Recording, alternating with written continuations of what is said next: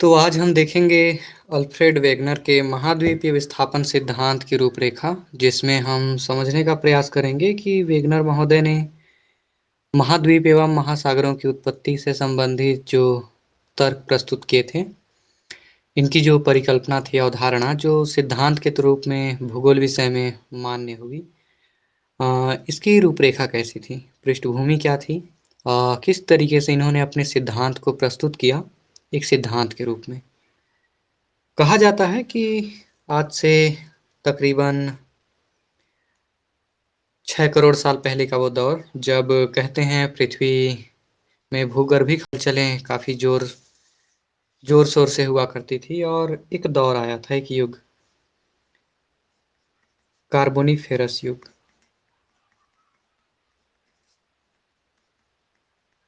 हम सीधे कार्बोनिफेरस युग में चलते हैं और इस युग में देखेंगे किस तरीके से पृथ्वी एक एकीकृत महाद्वीप के तौर पर अस्तित्व में था। कार्बोनिफेरस युग में कहा जाता है, वेगनर के अनुसार, वेगनर महोदय का मत था, अपने सिद्धांत की रूपरेखा में इन्होंने बताया कि कार्बोनिफेरस युग में वर्तमान पृथ्वी में सारे महाद्वीप एक पैंजिया के तौर पर थे और उसके चारों तरफ एक विशाल महासागर हुआ करता था, जिसे वेगनर महोदय ने नाम दिया पैंथालासा। इस प्रकार से पैंजिया और पैंथालासा नाम से केवल एक स्थलखंड और एक जल क्षेत्र हुआ करता था। कहा जाता है कार्बोनिफेरस युग के पश्चात पैंजिया का विभंजन हो गया।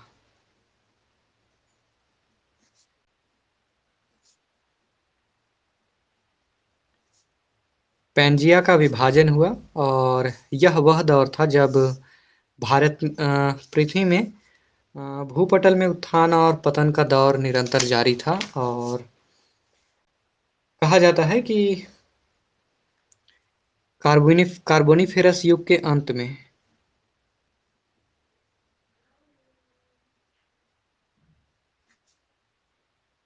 कार्बोनिफेरस युग का अंतिम दौर,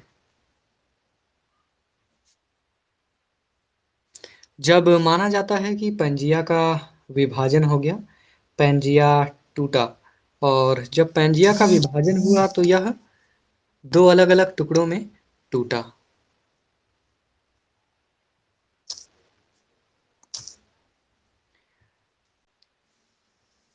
पैंजिया चूंकि स्थलखंड था, जब यह टूटा तो एक टुकड़ा उत्तर की ओर प्रवाहित हुआ और दूसरा दक्षिण की ओर। कहा जाता है पैंजिया का उत्तरी भाग अंगारा लैंड कहलाया।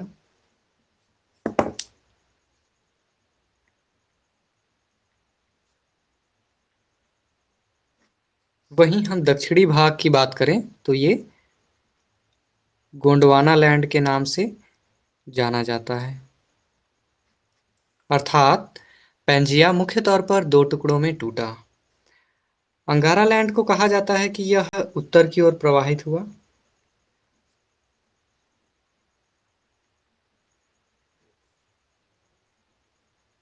वहीं गोंडवाना लैंड के बारे में कहा जाता है कि यह दक्षिण की ओर प्रवाहित हुआ।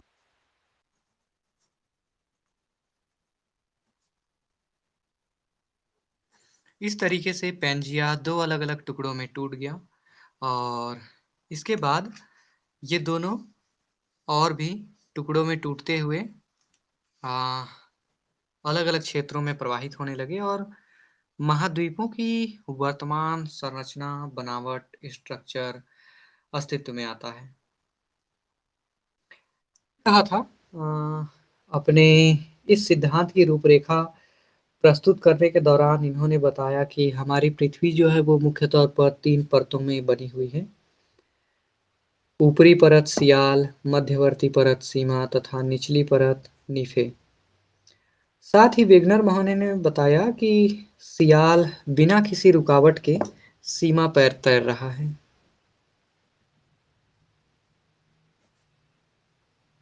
सियाल का बिना रुकावट के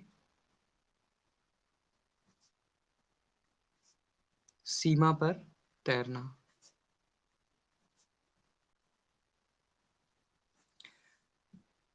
इस तरीके से वेगनर महोदय ने अपना तर्क प्रस्तुत किया था कि महाद्वीप जो वर्तमान में महाद्वीप जिस पर टिके हुए हैं वह सियाल नाम का परत है। तो वेगनर महोदय का कहना था कि सियाल सीमा पर बिना किसी बाधा के रहा है। परिणाम स्वरूप पैंजिया का विभंजन हो गया। मैं चित्र के माध्यम से भी समझाऊंगा कि पैंजिया किस तरीके से टूटा, किस प्रकार से विभाजन हुआ।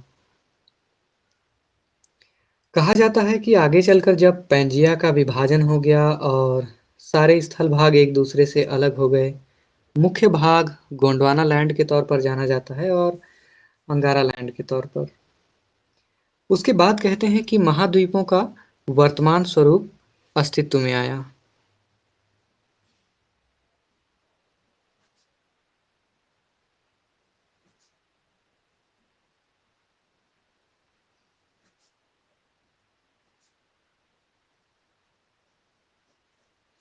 वर्तमान स्वरूप अस्तित्व में आया, लेकिन इसके बाद इन्होंने बताया कि महाद्वीप तो टूटे, अर्थात पैंजिया का विभाजन अवश्य हुआ, किंतु ये अलग-अलग भागों में जब प्रवाहित हुए, पैंजिया का एक मुख्य भाग उत्तर की ओर प्रवाहित हुआ, दूसरा भाग दक्षिण की ओर। तो इनके प्रवाह का आधार क्या था, बेस क्या था?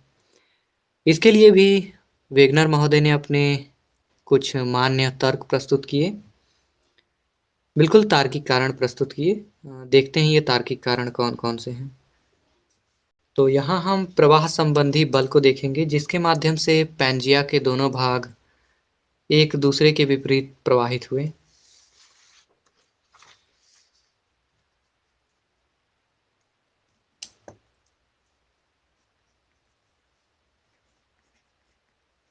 प्रवाह संबंधी बल।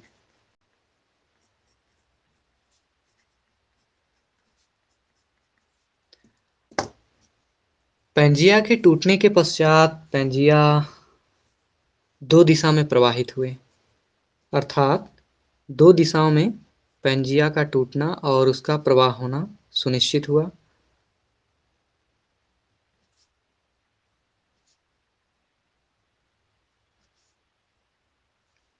दो दिशा में प्रवाह हुआ। नंबर एक, भूमध्य रेखा की ओर,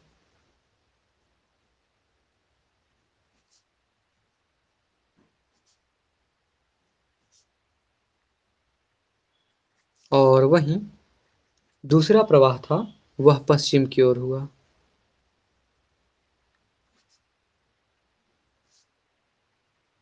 अर्थात वर्तमान में पैंजिया जहाँ था अतीत में, तो वह टूटने के बाद पश्चिम की ओर बह गया अपने, और एक सिरा भूमध्य रेखा की ओर प्रवाहित हुआ।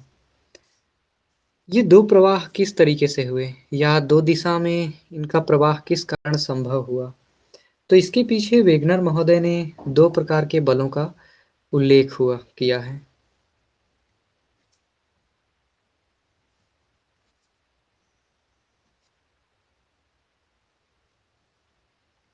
वेगनर महोदय ने दो अलग-अलग तरीके के प्रवाह बलों का उल्लेख किया और बताया कि किस तरीके से गोंडवाना लैंड और अंगारा लैंड प्रवाहित हुए होंगे।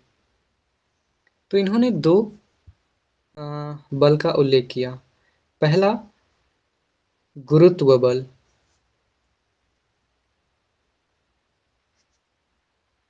गुरुत्व बल एवं प्लवनशीलता।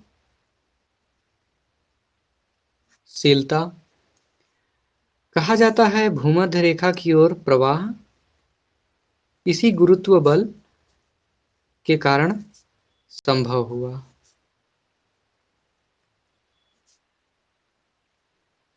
अर्थात भूमध्य रेखा की दिशा की ओर प्रवाहित पैंजिया का भाग गुरुत्वाकर्षण बल के प्रभाव के कारण प्रवाहित हुआ। दूसरा प्रवाह था जो कि पश्चिम की ओर था। पश्चिम की ओर कहते हैं कि ज्वारीय बल के कारण। और ये किसका? तो ये क्रमशः सूर्य एवं चंद्रमा का ज्वारीय बल। सूर्य एवं चंद्रमा के ज्वारीय बल के कारण पश्चिम में प्रवाह हुआ। किसका? पेंजिया का।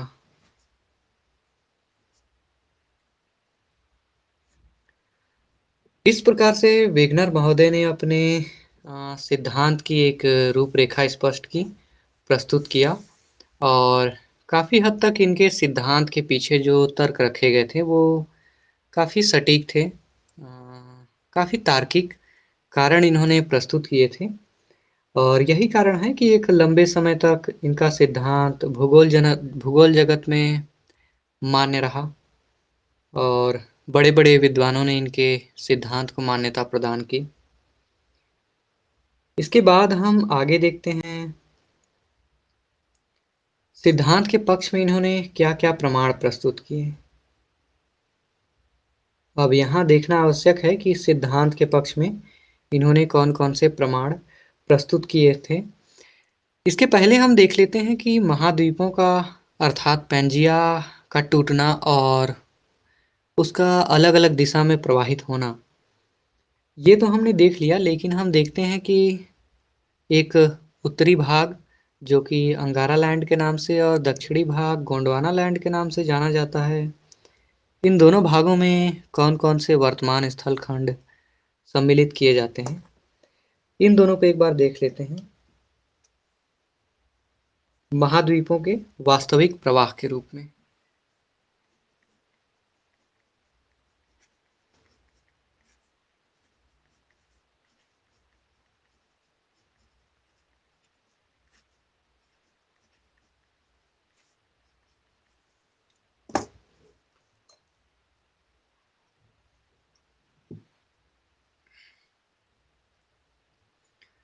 बात की जाए महाद्वीपों के वास्तविक प्रवाह की तो हम विशेष तौर पर देखेंगे कि वर्तमान समय में जो महाद्वीपों का स्वरूप दिखाई देता है उसके अनुसार यदि हम देखें तो उत्तरी भाग जो कि लॉरेंसिया था तथा दक्षिणी भाग गोंडवाना लैंड था।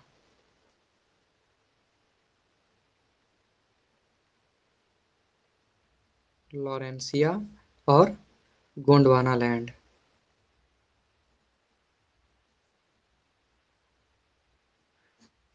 इसे कई बार हम अंगारा लैंड के नाम से भी जानते हैं। इन दोनों के मध्य का एक भाग था, बीच का जो क्षेत्र था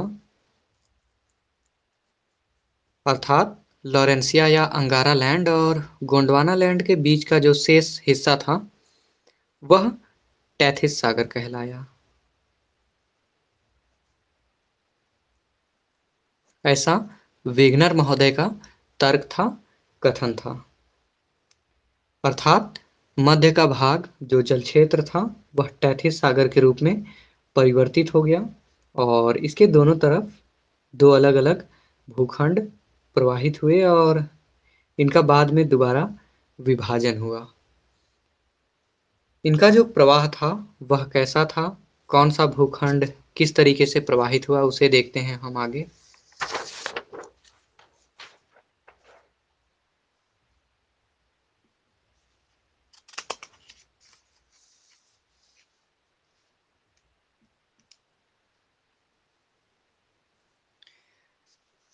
कहा जाता है कि ज्वारीय बल के प्रभाव के परिणाम स्वरूप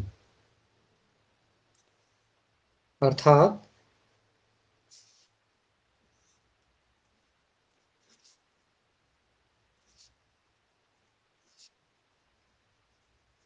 ज्वारीय बल के प्रभाव से प्रवाहित होने वाला भूखंड था गोंडवाना लैंड। इस गोंडवाना लैंड के अंतर्गत कौन-कौन से भाग शामिल थे, इसको हम थोड़ा सा यदि एक नज़र डालें इस पर तो हम यहाँ देखते हैं मेडागास्कर, इसके अलावा ऑस्ट्रेलिया,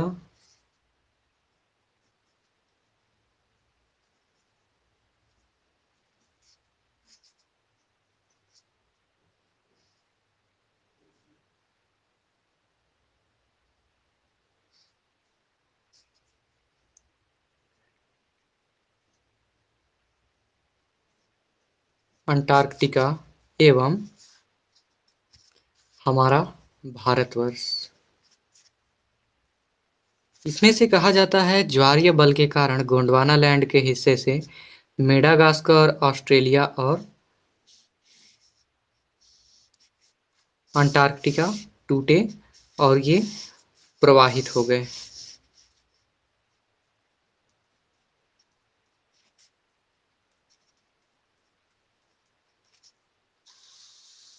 इस तरीके से गोंडवाना लैंड का भी विभजन हो गया।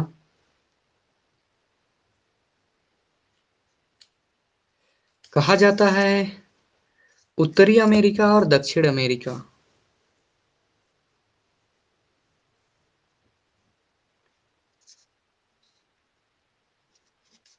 उत्तरी अमेरिका जो कि विश्व का सर्वाधिक संपन्न महाद्वीप माना जाता है, एवं उसके साथ दक्षिण अमेरिका जिसे लैटिन अमेरिका भी कहा जाता है। इनका प्रवाह पश्चिम की ओर हुआ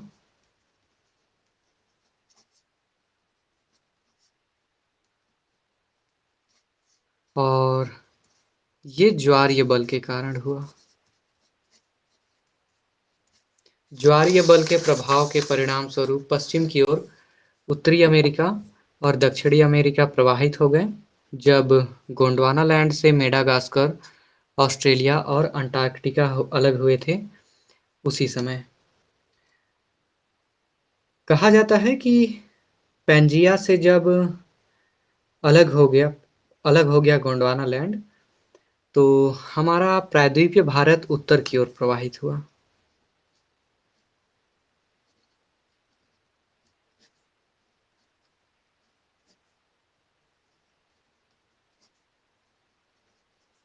अर्थात भूमध्य रेखा से उत्तर की ओर प्रवाहित हो गया। ऐसा कहना था अल्फ्रेड वेगनर महोदय का।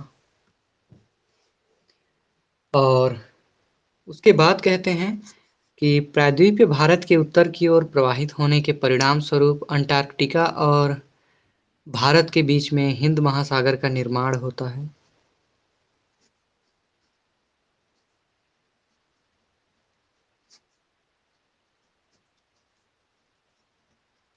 वहीं हम देखते हैं उत्तरी अमेरिका और दक्षिणी अमेरिका के पश्चिम की ओर प्रवाहित होने के पश्चात उनके मध्य में अटलांटिक महासागर का जन्म होता है, जो कि यूरोप और एशिया और अफ्रीका को घेरे हुए है। पैंजिया का शेष हिस्सा था जो कि पैंथालासा का शेष हिस्सा प्रशांत महासागर या वर्तमान प्रशांत महासागर कहलाता है, अर्थात पैंजिया का अवशिष्ट भाग। यहाँ गौर करने वाली बात है कि पैंजिया 2 टुकड़ों में अवश्य टूटा, किंतु उसके पश्चात उनमें और भी विभाजन हुआ और फिर 7 महाद्वीप अलग-अलग दिशाओं में प्रवाहित होकर अस्तित्व में आए, ऐसा वेगनर महोदय का मानना है। इसके आगे देखते हैं कुछ और तथ्यों को।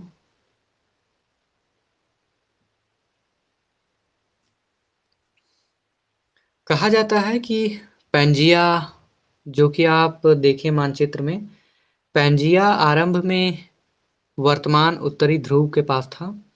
उत्तरी ध्रुव के पास से सारे महाद्वीपों के खिसक जाने के पश्चात वहाँ आर्कटिक महासागर का निर्माण होता है, ऐसा वेगनर महोदय ने अपना तर्क रखा था, मत रखा था। इसके बाद हम देखेंगे वेगनर महोदय ने अपने सिद्धांत के पक्ष में कौन-कौन से प्रमाण प्रस्तुत किए थे। ये कौन-कौन से प्रमाण थे और इसके पश्चात इनके सिद्धांत की किस प्रकार से आलोचना की गई। इन सारी बातों को हम अगले वीडियो में देखेंगे। इस वीडियो में इतना ही। उम्मीद है आपको वीडियो बहुत पसंद आएगा। मिलते हैं अगले वीडियो में। तब तक के लिए नमस्कार।